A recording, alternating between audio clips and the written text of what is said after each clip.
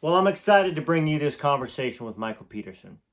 If you've never watched a video from the start to the end, and you've never been able to put MITTE, which has made it to the end, please do this for Michael. Let me tell you why. Michael Peterson is a big influence on me in country music, and he's deserving of your attention because this is one of the nicest guys that you'll ever meet if you ever meet him. And he's one of the nicest guys you'll ever see if you watch him on TV or if you watch him on this video.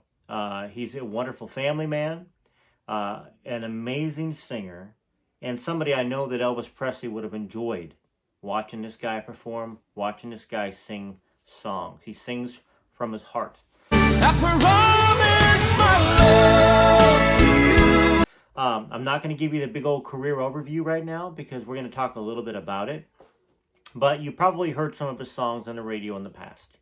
I've teased a few of them, like From Here to Eternity, Drink, Swear, Steal, and Lie. You're the reason why I drink, swear, steal, and lie.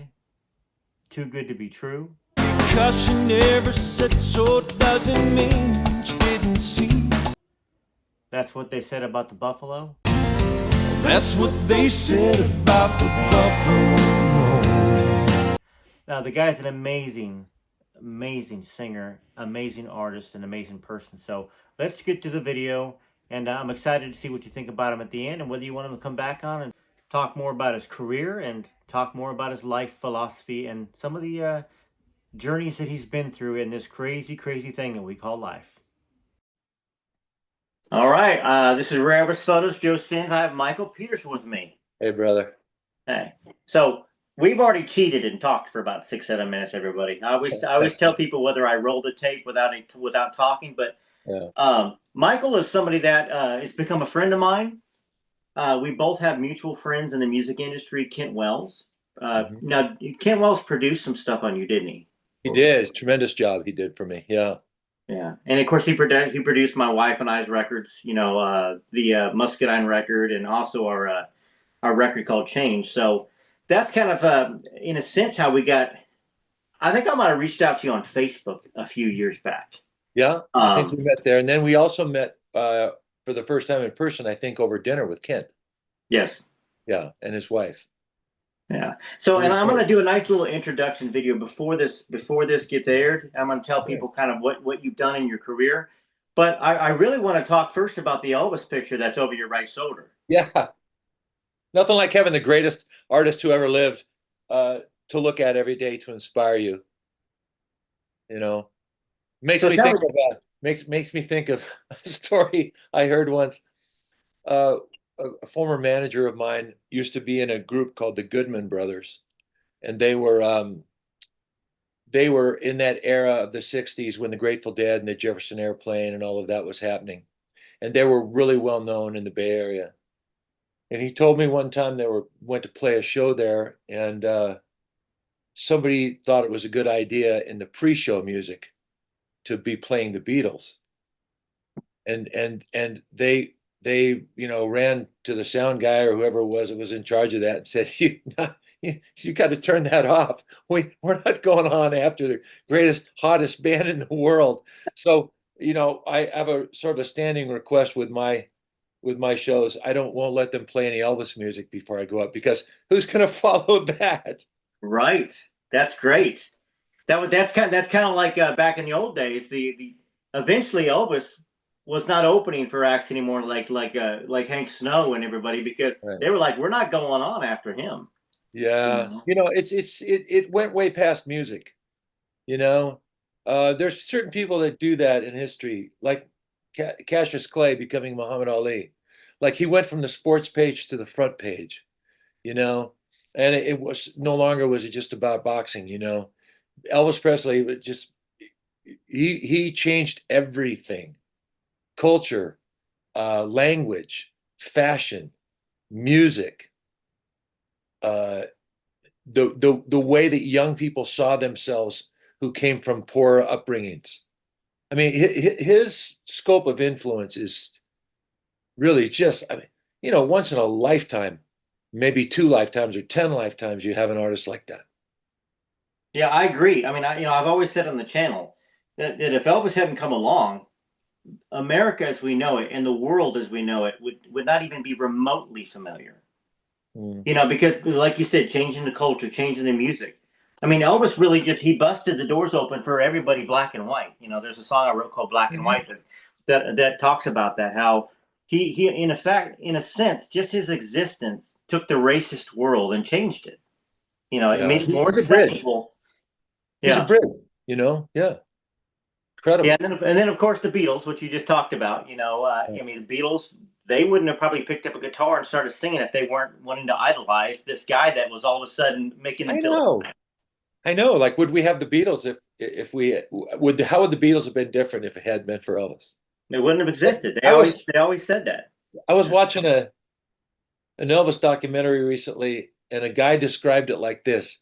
He said, "It is as though we were all in a completely pitch black room, and Elvis appeared, and the light went on." Yeah. I mean, how can you say it any better than that? Yeah, because it's funny. You take a look at historical music right before Elvis, what was on TV, and you're like, oh my gosh, how did everybody just not want to off themselves? I Yeah. mean, it was just a and not that there wasn't, not that guys, like Frank Sinatra was big and Bing Crosby, and Sure, I'm big fans of that type of music. of course. But really, it wasn't very exciting. It was very calm and mature. It was for the parents, really. Well, and that was, post World War II. And I think the world needed some calm,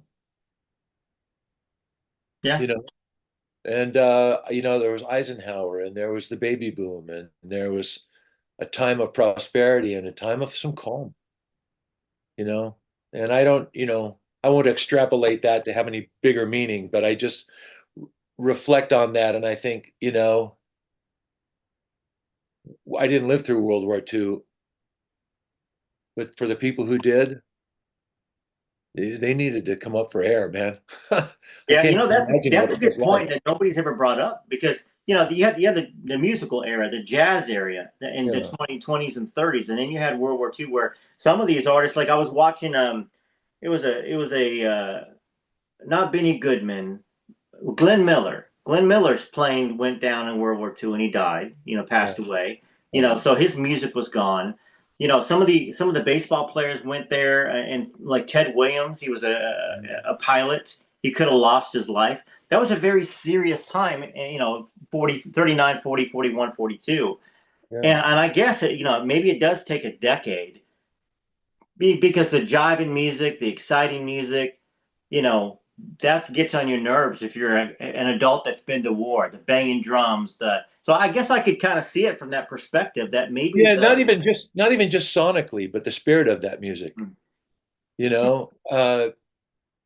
And then, of course, a decade goes by, and even longer, then a decade goes by, and there's a new generation who wasn't alive when all that was going down, and then there's their kids or their peers who are 5 or 6 years younger than them, and hey, we'll say it now this way, but they didn't have these words then, but they want to rock, you yeah, know.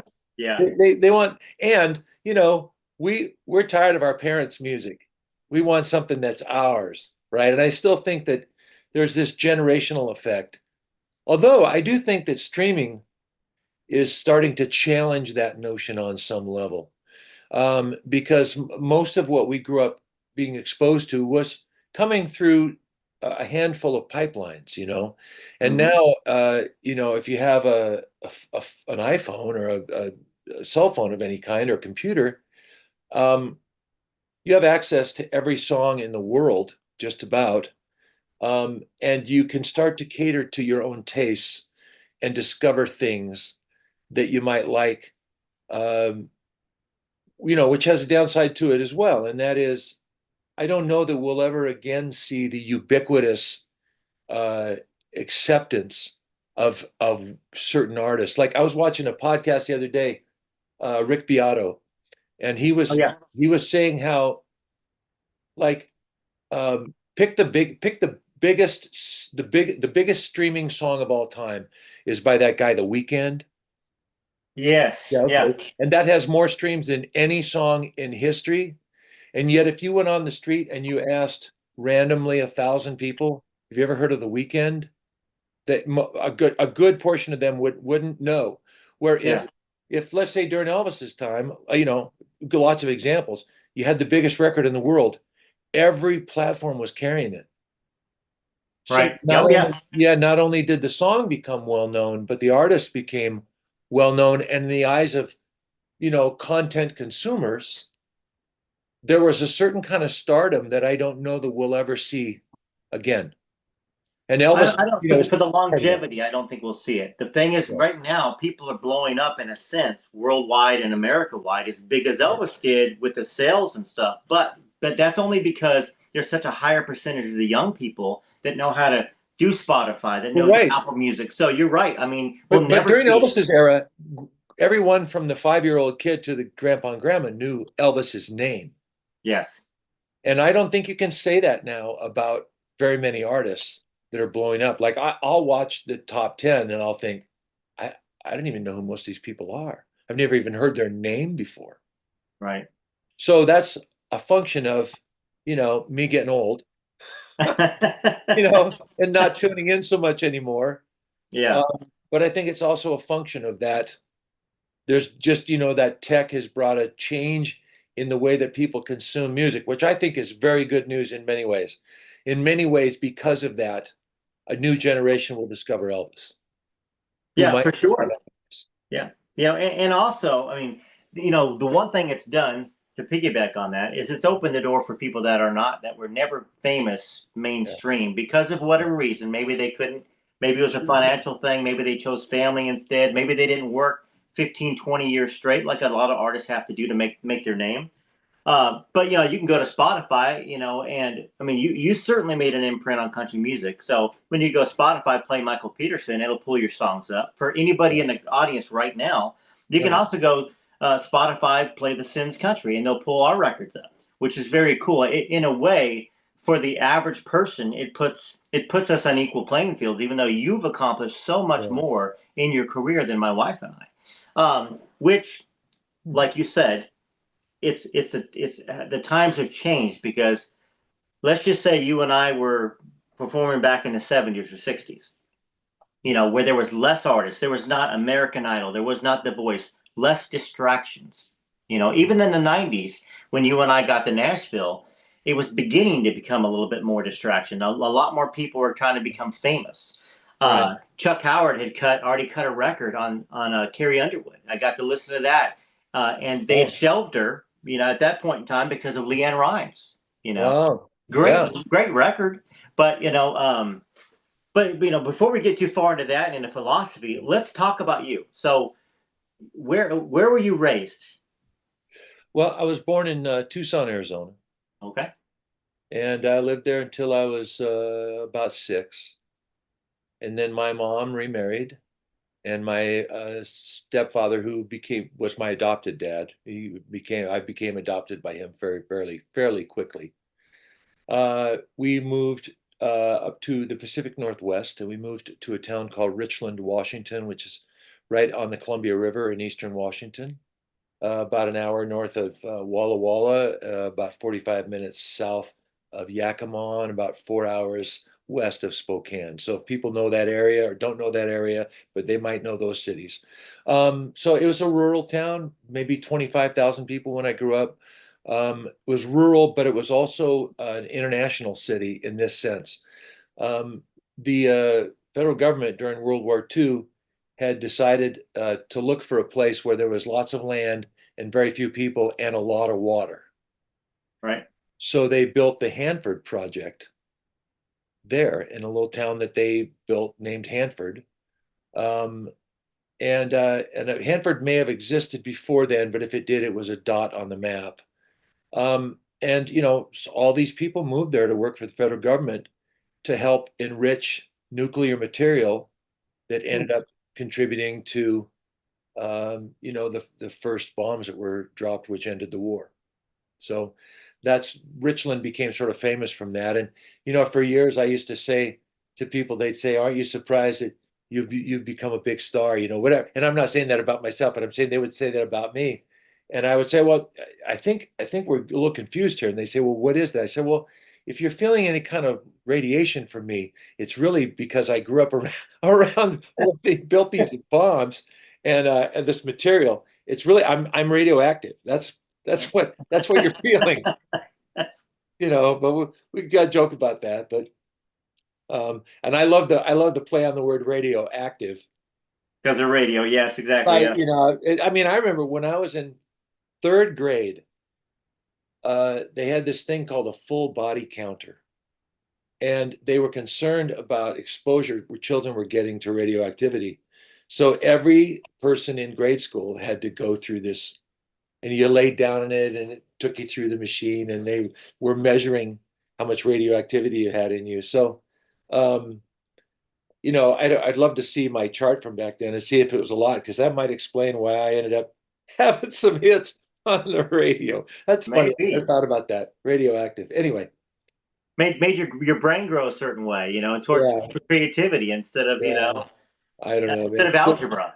I don't know. Silly, but that's where I grew up, and you know, of course, now that area has really exploded. I think there's well over 100,000, if not 200,000 people kind of in that general area. And And how many were there when you moved there that you remember? I'm going to say 20 to 25,000. It was kind Okay, of yes, that about way 5,000. through And, my and I time. want to ask the subscribers if they ever had the whole counter thing, because I didn't have that. I I grew bet up. nobody, I bet very many, not very many people did. You know, if you lived in a place where there was atomic energy, you probably did. Okay, yeah, well, that's great. So you moved there. What did you first do for music? Did you play an instrument besides guitar, and then moved into guitar? Like I was a trumpet player first, and then I Yeah. moved into guitar, trumpet and piano, then guitar. What about you? Well, my first musical memories, I know it's not exactly the question you asked, but it's a good place to pivot from. I have very distinct first musical memories. Um, I remember very clearly the Beatles cartoon, because there was a cartoon they had. It was like a Saturday morning cartoon that was the Mhm. Beatles.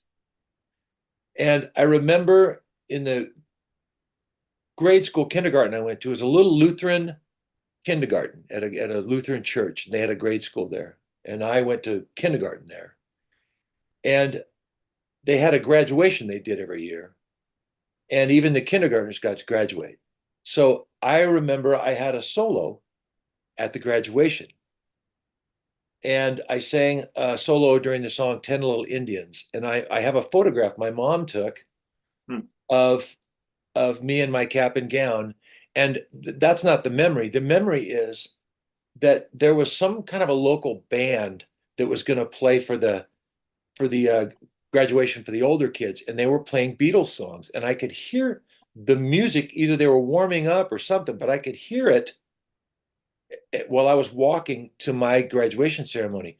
I can't tell you much else about 5 years old, but I remember that clear as a bell. And then we moved to the Northwest, and I have a super clear memory of riding in my dad's Chevy, 55 Chevy. And on the radio, I heard two songs, probably heard a lot more than that, but these two stay with me. They Call the Wind Mariah, Hmm. which was a big hit song from the movie Paint Your Wagon, I think is what it was from. And then Penny Lane. I just remember it, you know? So, and I don't remember much about music from then on up until probably sixth grade. But so, I mean, I was definitely impacted by music early, early. And a couple more stories are just related to getting to instruments. So I was about sixth grade, and I just didn't care much for Sunday school. So while the parents would send the kids off to Sunday school class, I was always looking for ways to slip out of Sunday school class. So there was, and you know, and that's not a reflection against God or anything. It was just Hey, that what was going on in my, I wasn't interested, I guess. sure. But there was a piano in the kind of the big family gathering area. It was a big, like a conference room or whatever, not conference room, but like a hall. and there was a piano in there, and I didn't know anything about piano other than what it was, but I never sat and played one. So I would sneak out of Sunday school class and I would go sit at the piano and just like I didn't know what I was doing. But so Yeah. one day, uh, a woman walked by and saw me in there, and her name was Mrs. Yidsty. And she was, I didn't know this, but she was a piano teacher. And she stood behind me for a while, watching me and listening. And then she interrupted me, and I was a little startled. And she said, would you like to learn how to play piano? She said, you seem to have a real interest in it, and you seem to have some kind of sense of, about it. So I started taking piano lessons from Mrs. Yidsty, and I didn't take them for very long, but it's a memory that stays with me to this day. And then right about that same time, um, another time that I was skipping out of Sunday school, I sat in the very back pew of this Lutheran church. And of course, the minister would say at certain points during the service, please turn in your hymnal to, whatever page. Hmm. And um, I remember just clear as I'm talking to you, super clear. I'm 11 or 12, probably 11. And I remember thinking to myself, I don't want to sing. And I heard something inside of me, not an audible voice, but like an internal voice. And it said to me, if you'll sing for me, I'll let you sing for the world. And I thought about it and I thought, okay. So I picked up the hymnal and I turned in the page to page whatever it was, whatever hymn it was, and I sang along. And you know, I I remember that so clearly. And then look what happened with my life and my career. I know, and we'll talk about that. That reminds Yeah. me of two things. Elvis was the same way. Elvis sang for the Lord. He said, I'm going to keep singing because that's what God gave me a gift to do. That's Mhm. why he was so generous and gave people houses, gave people cars, and almost gave away all of his money. Like literally, he Yeah. gave so much money away. And then Yeah. the other thing, when you said you would skip Sunday school, to play piano and stuff, where my mind went was God was leading you to music by skipping Sunday school. Well, yeah, maybe so, and you know, I can say that there's probably a lot of people, and on some level I'd have to agree with them that would say, well, I didn't keep my promise because I didn't stay and sing gospel music.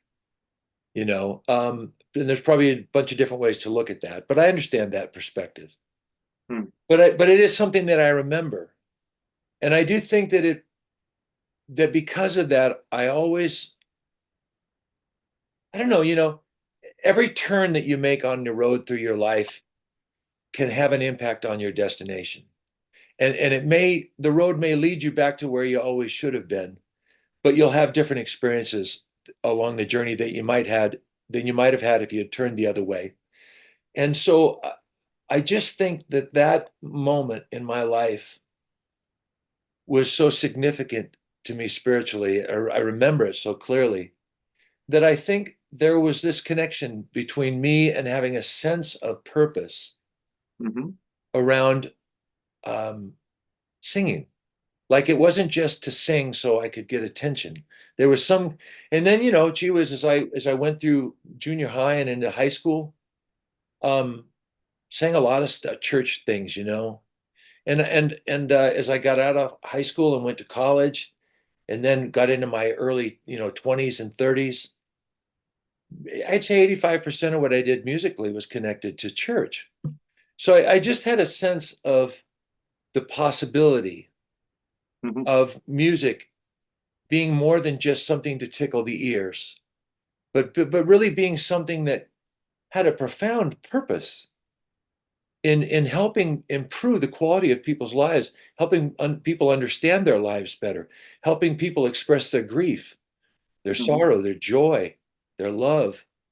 So I just think I could trace all of that back to that voice that I heard that's invited me to make a connection that way.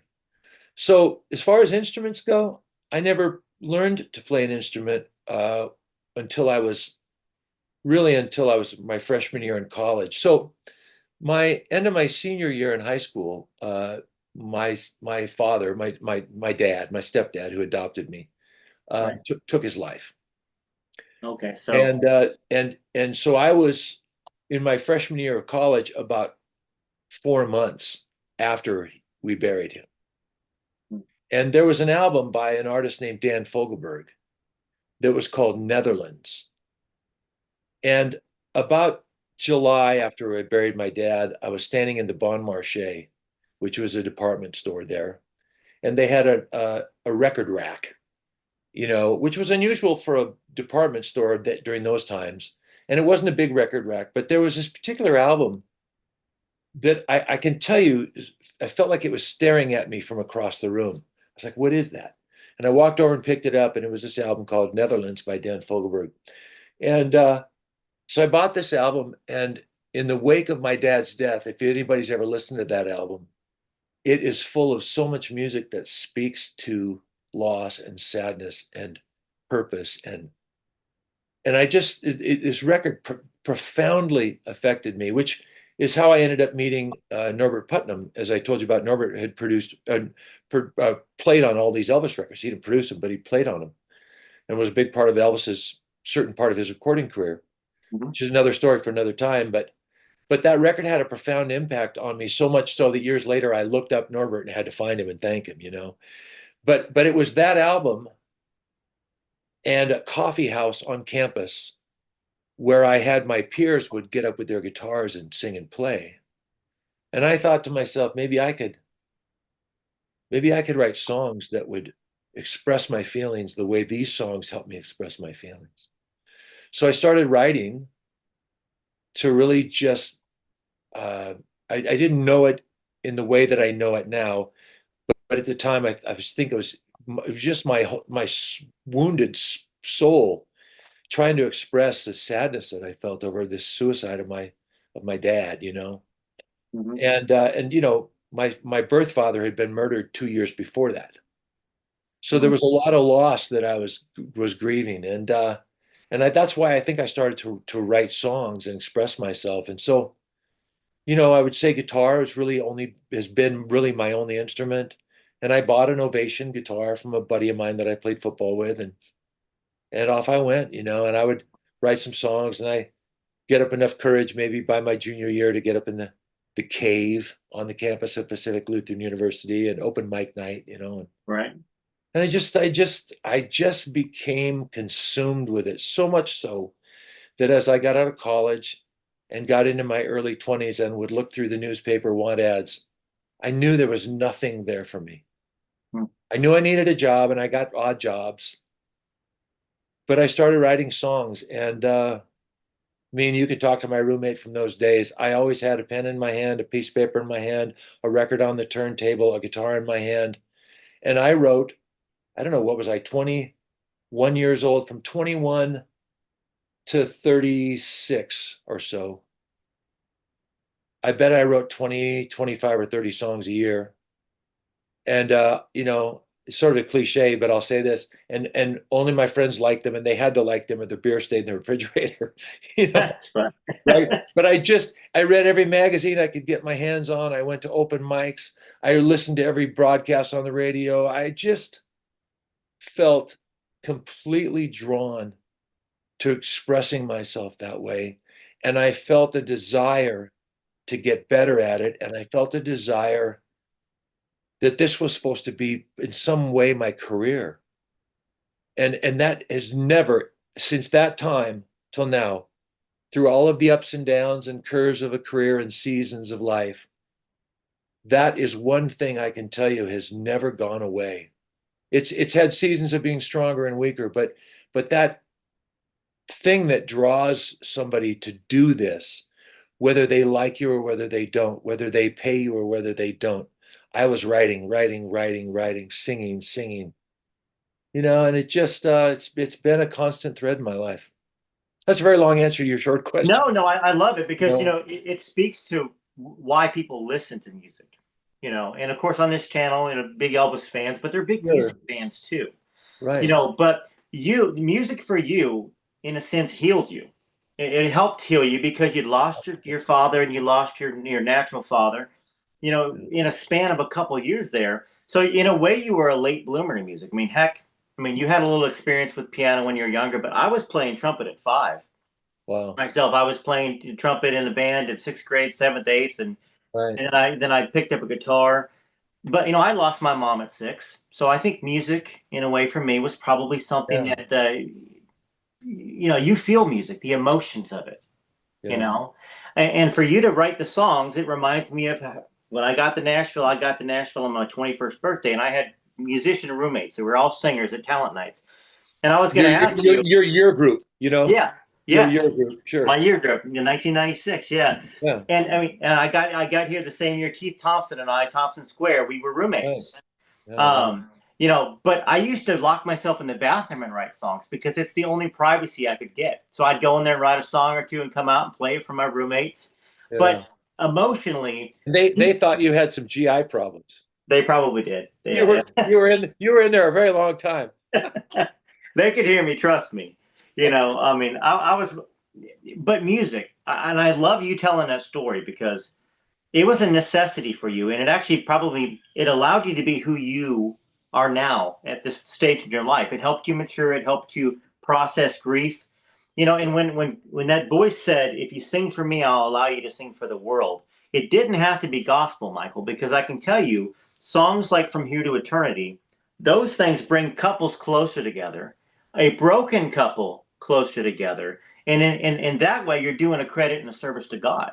So Yeah. I've never believed you've got to sing gospel music in order to give to God. Yeah. Well, I feel the same way about that. And thank you for sharing that. You know, um, one thing as I've gotten older, one thing that I've sort of joked about is that for the most part, music doesn't get wrinkles and gray hair, you know? And um, even though we age, an old song can still feel fresh and young. Um, and I'll give you sort of an example of the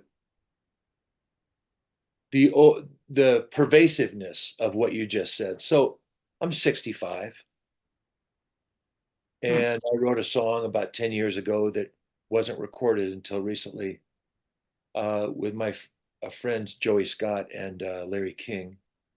And Larry King liked the song so much, he said we need to do a recording of it. So it hasn't been released yet, but it's a song called Before Our Family Lost the War. And Hmm. we were writing together one day about 10 years ago.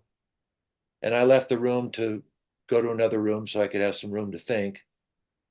The bathroom wasn't available, so I had to use a spare room. Um, and this lyric started pouring out of me, and I started to weep.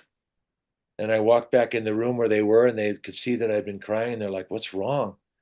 And I said, "I don't know what happened, but this lyric just showed up." So uh, Larry, it was a magical moment, really. Larry said, "Well, read it to me." So I read it out loud, and he walked over to the piano and he said, "I think the music goes like this."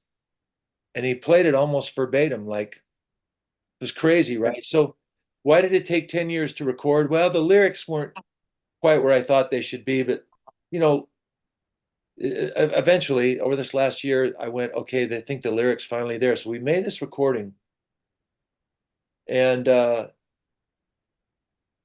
you know, he sent me the recording. I don't know, for the first time I'm hearing it, maybe 2 months ago, 3 months ago. And as it started to play, and I heard it with the orchestra and the band. I mean, it's a just a gorgeous, lush, beautiful recording. He spared no expense, and I just started to weep. I'm telling you, I wept for days. Hmm. I was weepy for days. I spent about 4 hours. I could hardly quit crying, and I realized there was something cathartic because essentially the message of the song is um, when you get a little older and you look back and you do hear people say nostalgia is usually a longing for a place you'd never move back to, Right. Okay. Yeah. I've right? heard. Yeah. You know, um, But that's not always true because as the lyric says, knowing what I know now, I'd go back and fight once more to save the love we had before our family lost the war, Hmm. you know? And it was something about expressing that, acknowledging the pain, the loss, the grief, acknowledging that nobody had to be to blame. That doesn't help anybody at this point. There was just something powerful about that was so almost like a final bit of those splinters being pulled out, So it was so powerful. And so when you said it's a healing, I just think that healing is ongoing probably for all of us. And music, for me, at that moment, a couple of months ago, became a very cathartic. I mean, the way I was sobbing, like I haven't cried like that in 40 or more years. I'm not prone to that, Hmm. but I just couldn't stop crying. So there was something about that I needed to unload some grief, I guess, grieving. I mean, I just remember crying like my family. I lost my family. I mean, it really hit me. And Well, that's the power of music. Not just to cry, but to laugh and to enjoy yourself as well. But anyway, that's probably too much information. But no. I mean, the thing is, once again, I mean, people are on this channel because Elvis Presley moved them emotionally. yeah, So when you're talking about healing and spending 4 days just kind of being emotionally, in a sense, destroyed, I mean, grieving and healing is the same thing. If you never grieve truly, you never fully heal. And I think maybe that song for you was almost one of the final pieces. Like you said, we never fully heal, but we're pulling splinters out. We're getting closer because that's a horrible thing to have to. I mean, your family was destroyed in a sense. I'm sure yeah, you were. Yeah, I'm sure your yeah. mother was. The siblings. I mean, your uncles and aunts. Yeah. No, it forever changed the course of my life in many ways, as trauma does for everyone who's listening to this broadcast right now. Mm-hmm. And I didn't grow up thinking I'd been traumatized. I just lived my life. But I've come to understand more about trauma and adversity now. And I do think um, there's a reason why we're drawn to certain songs. They say what we feel that we don't know how to say ourselves. And for anyone who's listening, um, if you have survived some trauma in your life, you probably did it the way that most of us do. And that's we get up the next day and we put one foot in front of the other and we just go on, right? And hopefully along the way we find some ways to express that and find healing. And for me, I think a big part of that has always been songwriting. And I hope you find that way to find your healing. Yeah, Because I and think it's that's possible. great, and a lot of people need to hear it because I mean we've all experienced losses, whether it's a loss of like a death of somebody, a Yeah, loss of a relationship.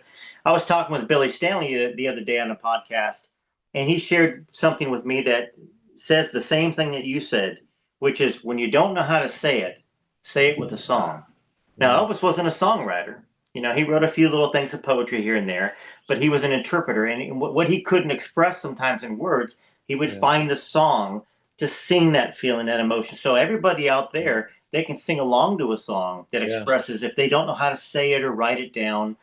That's the healing cathartic part of it that everybody can partake in. They don't have to be a songwriter like you or I in order to find that healing. And I think most of the people kind of get it, but sometimes we forget those things. That's a good mhm. piece of information that people. One thing people can do, I know it's maybe a little bit controversial, but AI is here to stay. Artificial intelligence is here to stay. And again, there's a large debate about what the implications are. But one of the positive implications is if you're listening to this broadcast and you've said to yourself, I always wished I could write a song.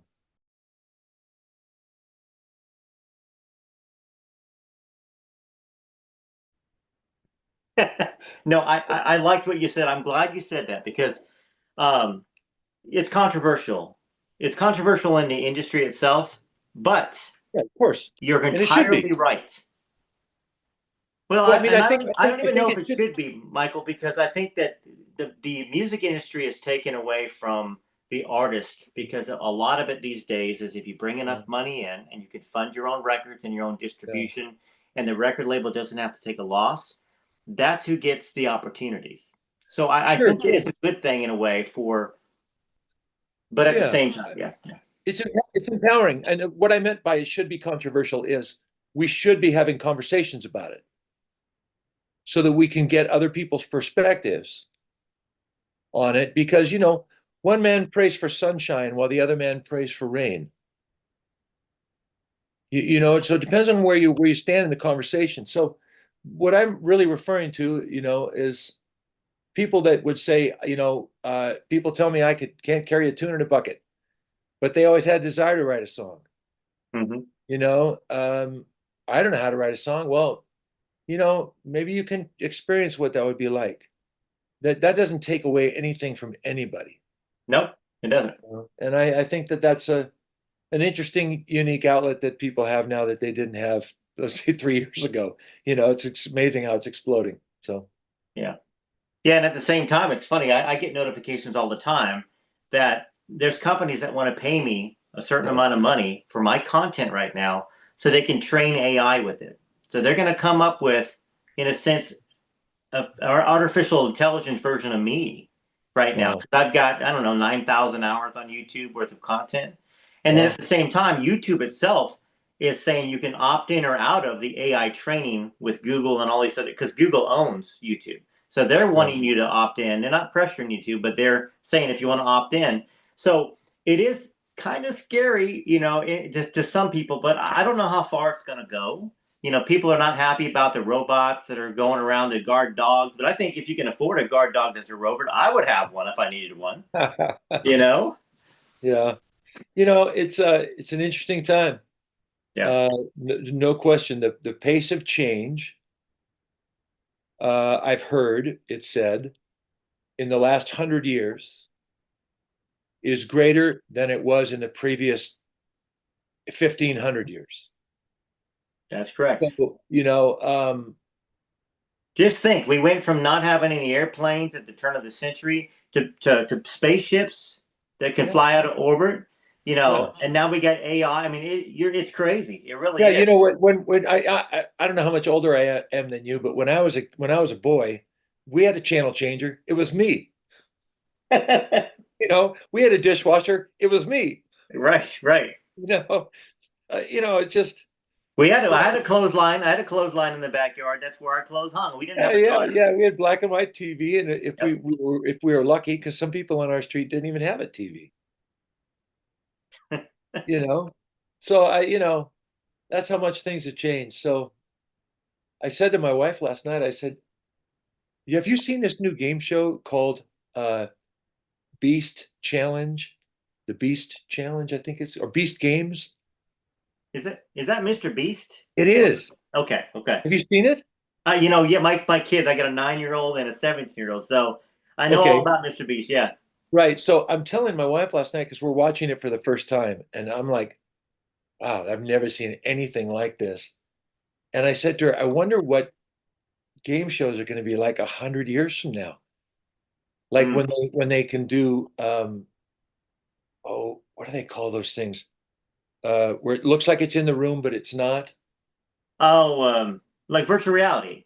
Virtual Yeah, like reality. VR, VR. but Hmm. yeah, but holograms is what I was thinking of. Okay, all right, yeah. You know, um, I mean, how much is technology going to change everything? Is it going to go full circle back to like, well, now we're back to Leave It to Beaver and black and white. I mean, I don't know. It's going to be interesting to see what happens. What I do know is that this world, even our generation Yeah. and in the generation that's even older, would be completely lost if cell phones, if the signal got interrupted for a day or two. It would be panic. Not being able to call people, not being able to see stuff on YouTube or watching TV. I think that would be very. I lost you again. There you are. Yeah. There you are. I think all of the people with landlines would be look like the genius in the room. But they're not. See, my regular day gig is for an internet company, and I work for Spectrum, which is like Comcast. Yeah. But all the phone lines now are VoIP, Voice over Internet Protocol. So Wow. 99% of the phone lines are not standard copper lines anymore. So if the internet goes out, their phone line goes out too. So that's the Yeah, kind of scary part of it, that it's, I don't get too involved about worrying about things, but I do yeah, recognize that I wish I had money for some sort of a satellite phone. yeah, yeah. But then who would I call? You ain't got Right, one. I can't call you. right. Yeah. Who are you going to call? It's like funny. But all of that's going to affect music, and I think on some level, music is, yes, it's a reflection of creativity and exploration, but it's also a reflection of our lives. So some of that's, I don't think that's going to change. People are going to continue to express themselves somehow musically, and maybe what's driven the music industry has been sales, for generations. Mhm. Maybe it'll come back to a place where music is so ubiquitous, the sales really aren't um, necessarily a living wage for the average artist. Um, so they're making music for other reasons, Right. and they have more boutique kind of careers. Well, here's So, another thing. The internet is so full of music bands, artists. Everything's on streaming platforms unless you've got enough money to keep it off of it, like I think Taylor Swift did. I believe Garth Brooks did at one point in yeah. time. But what if it brings it back full circle to where people are actually buying CDs or vinyls again? Because that the problem with this new generation of The Voice and American Idol and the internet is that it's taken the ability away for a true artist to really make a living. Like, so to go back to what you said. Oh, you froze, Michael. I'm going to stop recording again and we'll bring you back on. Yeah, so kind of what I was saying is that maybe it has as busy, and it's getting even busier with AI. Now with AI, you've got all the, like, I've got a buddy down in Florida that does AI music videos and AI songs. He's a songwriter, he's a lyricist, and he plays guitar and he does gigs all over Florida playing. So he's not somebody that can't play music, but it's given him an opportunity to have $2,000 productions at the blink of an eye, Right. and I know about it as well. But maybe full circle, with all this noise that's out there in the world, all the Mhm. artists from American Idol and Voice and the internet's brought Our Stage, Reverb Nation, all those platforms that are from 10 years ago, that I remember having number one hits on, when you're trying to get your music out there. Maybe it'll bring it back so artists that are singer songwriters that play piano, that play guitar, that write, they'll actually be able to make a living at it, because that has gone away in the last decade. I mean, Bart Herbison took me to the state senate to sing for all the senators, back when they were trying to stop this streaming. I mean, our song in 2013, the Muscadine, it was the 13th most played song out of all country music radio, like total. And I got a check to, like, I think it was $240 for like 2.5 million plays. And Yeah, I that tore it seems and threw it wrong. in the trash can. I shouldn't have torn it up, but it was symbolic. I couldn't Yeah. make a living. Well, it's So hey, it's changed. yeah. So I want to talk. So your music, okay? I want to tell you my first memory of your music, Okay. okay? Because you were definitely an influence on me. Now, I was driving down 16th Avenue. I remember listening to, it was either your CD or a cassette. It might have been a CD, but I was listening to the 5 songs that you had that were in the top 10 that year. Too Good to Be True, From Here to Eternity, Drink, Swear, Still and Lie. I just remember going, man, what a voice! What, and the fact that you could project your emotion. You projected your enthusiasm with Drink, Swear, Steal, and Lie. It wasn't a demo singer. It was somebody singing from their soul. And I always loved that about your music. I remember going to Tin Pan South. You didn't. I didn't meet you then, but I remember sitting in the crowd listening to you sing, with just your guitar, and you sounded 100% as good as your record. Not a bit difference. So let's talk about your career. Uh, you wrote songs at your house for your roommates. You got them beer so they would like you. Yeah. You obviously took a step forward. How did this happen for you? I went, well, I was in a church service. I was a worship leader at a church. And after the church service, one of the elders of the church came up to me and he said, "Can I take you to lunch?" I said, "Yeah, sure." So during lunch, he said, "I just got back from Dallas, Texas, where I went to a convention. And there were these two guys that were singing at the convention, country singers, Joe Diffie and Colin Ray. And again, I'm telling this story not to point to myself, but to context of the conversation. He leaned across the table and he said, "You're better than those guys." Well, I'm not saying I am, but he thought I was. Right. And he told me that I was. And he said, you need to go to Nashville. So about a week later, a totally other different person who didn't know the person I'd gone to lunch with pulled me aside at an event I was at and said, "Hey man, how come you like this writing all this pop music?" Because at the time I had been signed to my first publishing deal working with Denise Williams, who, your audience might remember her from her pop hits like "Let's Hear It for the Boy," "Too Much, Too Little, Too Late," um, big, big, big records. And was this in Washington or was this in Nashville? I was in Washington. Okay, all right. Yeah, and I'd gotten signed my first publishing deal to her publishing company, and she was also my manager. So he said to me, "Why you're a cowboy boot wearing, cowboy hat wearing dude, like who grew up in a little rural farming town. Like, why are you writing all this pop and R&B music, He said, "You need to go to Nashville." So then about a week later, a pastor from my church came up to me and said, "Hey, have you ever thought about going to Nashville?" It was like bing, bing, bing, like all in a short period of time. So I went home and I said, I'm going to Nashville apparently. So I went, and then I went back a year later. And on the second trip to Nashville in 2 years, I met this guy at Shoney's that was right across from the old Randy Travis gift shop on I remember it. Richland, Yeah. right? And this guy came up to me and he introduced himself and we started to talk. And he said, "You just look like somebody." And I thought, well, that's an interesting thing to say. Somebody he said, "You look like somebody." And he gave me his card. He turned out his name was Michael Purrier, and he was the VP in charge of publishing at BMG in their gospel division. So he said, "Come see me." So I went the next day to see him, and I had my guitar, and I was all ready to play him a song. And I started opening up my case in his office, and he said, "No, no." And he said, you don't need to play for me." So I'm thinking to myself, well, why am I here? And he leans across his desk and he says, "How often do you come to town?" And I said, "Well, this is the second time I've been here in 2 years." He leaned back in his chair and he put his hands behind his head, kicked his feet up, and he said, "Not going to work." And I said, "Excuse me?" And he said, as he got back in my face, he said, "Nobody's going to take you seriously if you're here once a year." He said, "Dude, you need to be here a lot more often." So he said, "If you'll come back more often, I'll see if I can help you." Okay, dude never even heard my music. Gave me his card, said he'd help me if I came back more often. So I went home and I figured out a way to start going back once a month.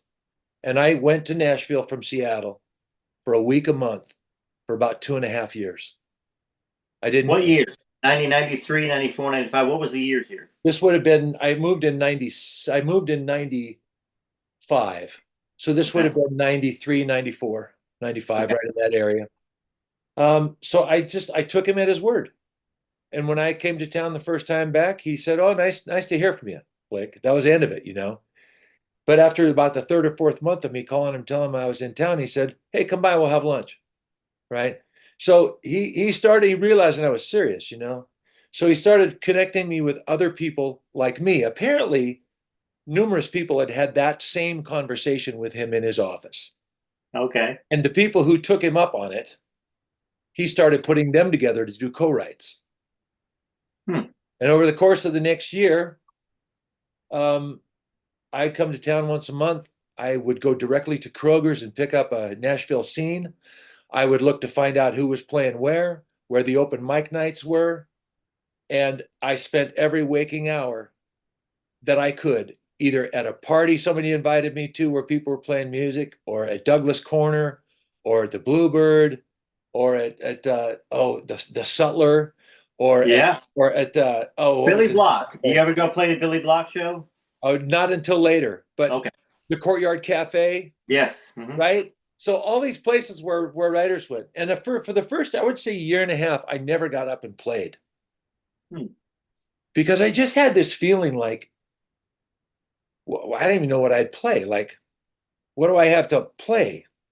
I didn't have confidence, I guess, uh, in my material, enough confidence in my material. So it just took a while.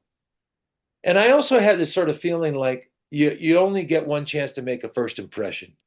Hmm. So I wanted to make sure that I had something I thought was could hold its own before I got up and played somewhere.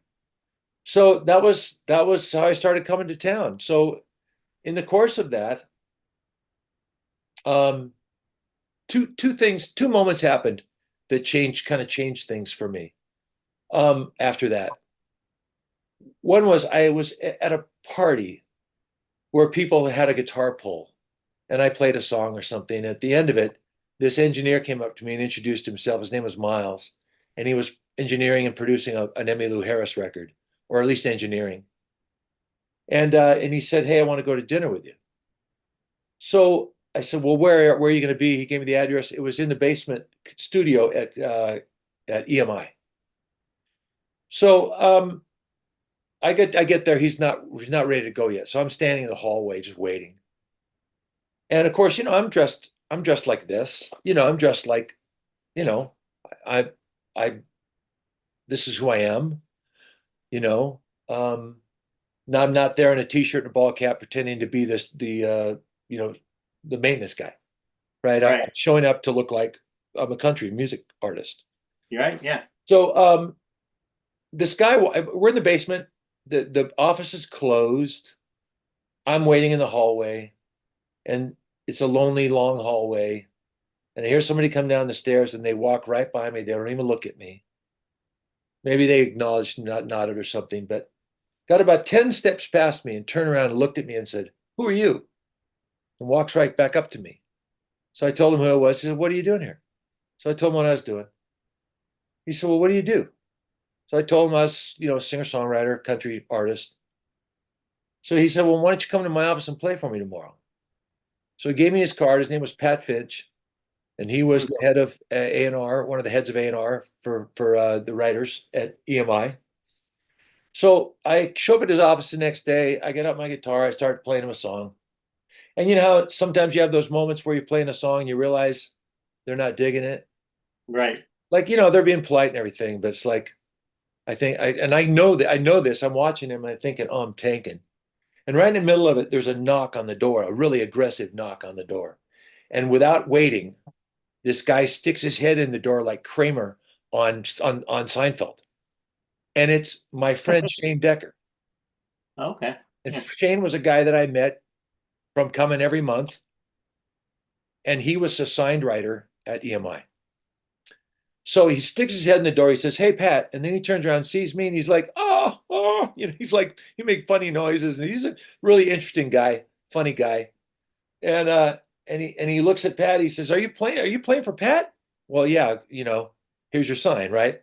Um, Right. um, and I love Shane Decker. He was a good friend. But then he looks at Pat and he looks at me and he says, "Hey, did you play him the hamburger song?" And I'm thinking, oh my God, I'm totally done now. Because the hamburger song was a novelty song I'd written for my children about basically using fast food as a metaphor about sex. Because I'm thinking I have two girls, I got to teach them and have the talk with them, but I don't want to have the talk with them. So I'll write a song about it, right? So it's called Good Slow Cooking. Hmm. He said, "Can you play him the hamburger song?" So I think to myself, okay, I guess this opportunity's gone. Then Pat gets a big smile on his face, leans over the desk and says, "Play me the hamburger song." So I think to myself, I'm finished. Okay, he asked, I have to play it. So I play him the hamburger song, and he stands up and he says, "Do you have 10 minutes?" I said, "Yeah." He said, "Follow me." And he takes me upstairs to Celia Frolig's office. She's the president of EMI, Music Publishing. And he says, "Play her the hamburger song." Oh boy. I'm Yeah. like, okay. You have anything else? So I play her a song I wrote with my friend from BMG, who was the guy who told me to start coming once a month. I'd written a song with him called "That's What They Said About the Buffalo." Oh, love that song. Oh, Okay. thanks. Yeah. So at the end of me playing the second song, I stand up and Celia stands up and she says to me, she looks right in deep into my eyes. She says, "How would you like to have a writing deal?" Stunned, you know. So that was about 2.5 years into my journey, right? So I go back to Seattle and I pack up my family and we move to Nashville. And that's kind of how I got started, you know. And then, you know, we all have bumps along the way. The week that I get to Nashville, the week I get there, Celia Froehlich leaves as the president, and Gary Overton comes in. Hmm. And my attorney says to me, "Have you signed this deal yet?" "No." He said, "You might think about not signing it because you're going to be Celia's find, not Right. Gary's find, and you might not want to do that. You might want to hold off." So I took his advice. I took a job working from midnight to 6 a.m. at the BP on Belmead Avenue, Hmm. being a cashier and a stock guy. And I brought my guitar in to work with me every night because I knew that from about 3 o'clock to about 5:30, the place would be pretty quiet. Yep. And I sat there and wrote songs behind the cash register. And my friend said, "I thought you had a publishing deal." I say, "I do have a publishing deal." They said, "Well, who are you writing for?" I say, "BP." They say, "BP?" Yeah, I say, "British Publishing." I said, "They're paying me $7.50 an hour to write songs." Oh my goodness, Michael. I worked double shifts at the Days Inn in Goodlettsville for $7.25 an hour. So I worked Right, three to 11, 11 to 7 because I could write all the songs I wanted. right, Nobody was checking in at 1 o'clock in the morning except right. somebody that was a worker, a Right. worker. Okay. So you get the deal, right? Oh So yeah. yeah. So in the middle of all of that, I'm about 4 months into this, maybe 3 months into this, and I'm thinking to myself, I even hear about friends of mine that are making $50 for singing a demo. I wonder if I could sing demos. Well, how am I going to get that job? So I thought, well, I don't know. Maybe somebody at BMI can help me. So I go down to BMI and I tell the receptionist that, I'm a BMI writer and I had one number one hit because my first number one hit as a writer was for the Imperials. It was a gospel Okay. quartet, that was a award-winning gospel quartet, and they had recorded a song of mine called "Taking Your Love for Granted," which was a number one hit on the contemporary Christian music chart. And so I use that as my calling card, and I get a meeting with Clay Bradley, who is Owen Bradley's, distant, young relative. I Yeah. don't know if it's his grandson or his nephew. I'm not sure exactly. Been a while since I've thought about that. But um, so Clay says, "Well, what can I do for you?" And I said, "Well, I'm looking for work as a demo singer." He said, "Well, play me a couple of things." So I play him a demo I had just finished of "Drink, Swear, Steal, and Lie." Oh yeah. Right? Yeah. And he stopped it in the middle of the song after the first chorus, and he looked at me. He says, "Is that your song?" I said, "Yeah." He says, "Is that you singing?" I said, "Yeah." He said, "Same thing Pat Finch said." He said, "You got 10 minutes?" And he walks upstairs and he comes back down the stairs with a list of about 10 writers' names and says, "Call these writers, tell them I said to call, tell them that, that I said they should consider you as a demo singer." And he said, "And don't be surprised if in 3 or 4 months you have a publishing deal and maybe a record deal." Hmm. Well, 3 or 4 months later, I had signed at Warner Chappell for 4 times the amount of money I would have signed in August at EMI. Right. And about 8 months later, I had my record deal on Warner's. So um, that's kind of how it all started. There's a lot of stories in between there. There's people that were big influences for me. Dwayne Blackwell, Okay. who wrote Yeah. Mr. Blue, and I would hire a wino to decorate our home, and of course, co-wrote Friends in Low Places. Michael Purrier, Robert Ellis Orrell, Oh Josh yeah. Little, Tim Yep. Whipperman. I mean, without these people, Pat Finch, without these people, I wouldn't have had a career, you know? So people say, "Well, how did you make it? What did you do?" Well, I had a team of people around me who believed in me. And those people opened doors and stood by me and were champions for me. and why some people find the oppor- don't find the opportunity they deserve and others do. I don't know why. But I can tell you that I don't feel proud of my accomplishments. I feel grateful Yeah. because I knew a lot of people that had a lot of talent that it never happened for them. Um, for whatever reason, it happened for me. And then off I went, being a guy that never did a showcase. I never did a showcase. I didn't have a press kit. I refused to do a showcase because I knew it wasn't my strong point. And I'd Mm. been to showcases and I'd see all of the record executives show up with their "I'm going to make you a star" glasses on, like, and make judgments about these people who are in an unnatural environment. It just didn't seem right to me. I remember Tim Whipperman saying to me, "Well, if you're not going to do a showcase, what are we going to do? How are people going to know about you?" And I said, "Well, why don't we play to my strengths?" He said, "What do you mean?" I said, "Well, I've been singing at church youth camps for small groups of people for 20 years. I know how to make them laugh. I know how to converse in that space." I said, "Why don't we book luncheons with Mm. these record executives? Say, we'll take them to lunch. I'll bring my guitar and we can get to know each other a little bit and I can play them a song or two." Sure. Yeah. So, I didn't do the things you're supposed to do. I was too old, right? I was 35 at that point, 36. At that point, if you were over 28, you were too old. Not the case anymore per se, but I was too Well, old. I yeah. was too old. I didn't do the things you're supposed to do, and yet somehow it all worked out. Um, because I of love that, my hearing. first year, I went to go on tour, and I'd never fronted a band. Right. I was totally green.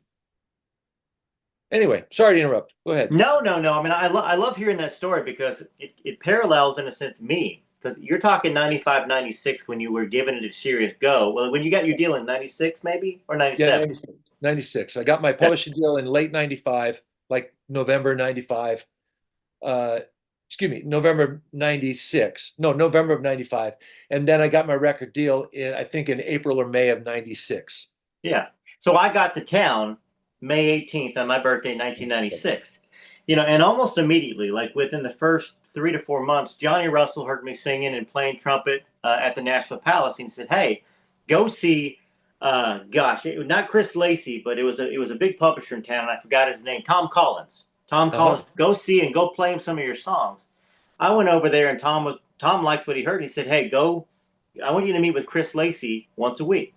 And so Chris Lacey, of course, she's been a VP of Warner for the last 10 years. But before then, she was a song plugger. And so she said, "Do you have a performing rights?" And I said, "No." She goes, "Well, go down to ASCAP or BMW, pick one." So I went to ASCAP. You went to BMW, BMI. BMI. Yeah. And so I went to ASCAP, and I played a song for somebody there, and they said, "Let me hold on a second. Let's go get Chris Dubois." His dad Tim Dubois was a big Sure. record guy. And so Chris was like, he said, "Play." I played him a bunch of songs. He said, "Play him again." I said, "Okay." So I played him again. He goes, "I can't tell whether these are good songs or that I just like your voice." It's funny you have that little parallel thing. So I got some demo work, and I would meet with Chris every week. Yeah, alternate weeks, Chris Dubois, Chris Lacey, Chris Dubois, for I don't know, maybe about 6 months. And then I started writing with Vern Gosdin because Vern Gosdin saw me play somewhere and liked my trumpet playing and my singing. And then this takes too long to tell. It'll rival your stories. It's lengthwise. You're a storyteller, and I love that. Yeah. But this would take me 2 hours to tell it in completion. But I ended up going on the road with a guy that was a wanted felon, and I I got a bunch of contacts. I got Merle Kilgore, Hank Jr.'s manager, was somebody that I got out of that trip. Mhm. And so same thing. I brought a guitar, and he goes, "No, I don't want to hear any songs. Just tell me your story." So I told him the story, and then we went out to dinner. So we spent from 5 o'clock till about 10 o'clock at night, just talking. And the next day, I started playing him music, and he gave me a publishing deal in an office. Um, but like you said, grateful. You had your level of success, your accomplishments. I had my level of success and my accomplishments, and we can all point to why we maybe didn't get bigger or didn't get big at all. But if you have gratitude, you're grateful for everything that you got. And that's what I loved hearing from you because in my opinion, gosh, you should have had more hits. You should be in the upper echelons of country music history, in my opinion. And at the same time, I know that I have got the talent and skill and songwriting and vocals that I could have been big, but I think I let my love for women get in the way and children, and so I was focused more on family on that side. So I didn't go all do all the writers' nights and all this stuff. I just didn't do it, and I was too egotistical, I think, because I could write a song on my own. I thought I could write a hit song, and people said I did. And I had, but I should have co-wrote with a lot of people because that's the name of the game. We're trying to make it as a team, and you built a good team around you of people that believed in you, and in some ways you made their help make it their careers too. You know, Yeah. and but Nobody, the whole parallel of nobody, time. Yeah, yeah. No, nobody has a career that's a straight line, and nobody does it alone, yeah, So I've been grateful, and I love, you sharing your story, um, because it's the things that we have in common that are really more abundant than the things that we don't have in common, you know, and your talent is now expressing itself in lots of other ways. So, I good appreciate on you. that. Yeah. And I want to have another conversation. Our next conversation, I kind of want to talk about. You've done so much in your life, Michael. You're not defined by the years 1996, 1997, 1998. It's Thanks. insane to think that it's 2024 right now, and Yeah. you don't look 65. And I think everybody that's watching this is going to say in the comments that guy's not 65. You know, I hope but you're right. you've accomplished a lot in your life, and of course, you're married Yeah. to a wonderful woman. You've done a lot of things, and I think if you're willing to have another conversation Oh, a yeah, couple sure. weeks from now, I'd love to talk more about it. Yeah, that'd be great. I'm going to be gone January 10 through 25 on vacation. Okay. So it'd probably be early February before I could get back on this, unless you wanted to connect before then. Well, let's play it by ear. Let's see what your Yeah. schedule's like before then. I'd like to, but we could certainly wait as well. I mean, Yeah. where are you going for vacation? Going to Hawaii for 2 weeks. Okay, I've never been to Hawaii, man. Yeah, it's fun. My wife, being a retired military colonel, um, has access to this hotel that's right on Waikiki, really nice military hotel. So we go there every year for a couple of weeks, and Okay. it's a lot of fun and a refreshing time for us. And I promise next time I won't talk too much about tech and deep dives around all that stuff because I No, think no, I no. take up too much of your time. I'm bringing you on here to talk, buddy. Yeah. And the thing is, because I know you're a storyteller, and I know that I've seen you many times without you knowing I was there. Hmm. And I've always enjoyed listening to you. It's got a good flow, and you're a smart gentleman that's lived a very uh, a life that has been lived fully, really. So yeah, so going from Las Vegas to desert, because you live just outside of Las Vegas, to Hawaii. So enjoy that. I'm gonna, yeah, Yeah. soaking it up. And I don't know if you followed anything on Facebook recently about what's happening with my career, but it's like there's a resurgence, I think, that's brewing Yes, in terms I of that's our that's one chance of to the make reasons new why I music. reached out. I saw Yeah. that you've got to tell us about that real quick. Well, I mean, we can talk about it, more at length, I guess, later. But Mhm.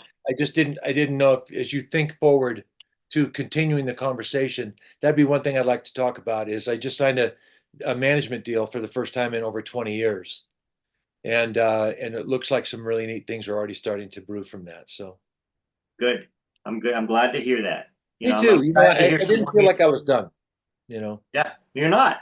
I mean, you look Well, like you're and 30. You look like you're 35, Michael, not 65. So you're not yeah. done, buddy. Well, a lot of years have gone by of me not being in the spotlight, and I wasn't trying to be in the spotlight. I just went ahead and just did what was put in front of me. Um, Never quit making music, never left touring, but just haven't really been in the spotlight. I think I've made 8 or 9 albums in those, 15, 16 years, Hmm. and pretty much spent on average about 150 to 170 days a year on the road. So never really left the spotlight. But then, of course, COVID came and shut us Yeah. all down. And I thought, many times during COVID, well, maybe this is it. But I still have a desire